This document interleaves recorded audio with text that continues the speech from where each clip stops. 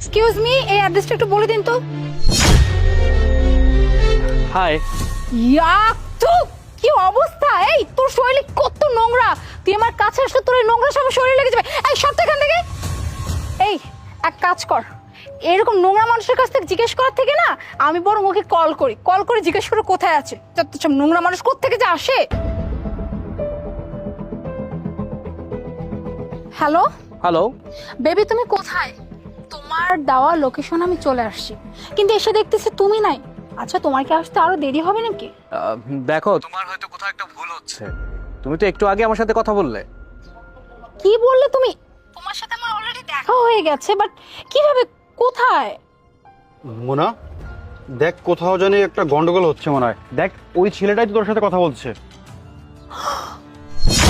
What the hell Sunny! তার মানে এইরকম একটা ছোট লোকের সাথে আমি দেখা করতে আসছি? হ্যাঁ, এরকম একটা ছোট লোক ফকিনি এতদিন আমার সাথে গেটিং অ্যাপে কথা বলছে।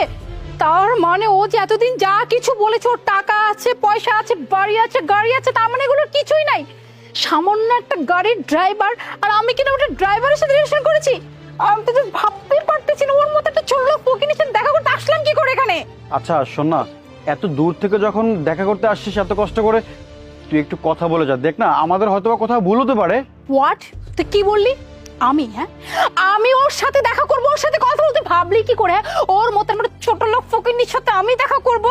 আমার তো জাস্ট মাথা গরম হয়ে যাচ্ছে যে ওর মতো একটা ছোট লোক 2 টাকার ছেলে আমার মতো মেয়েকে চিট করছে।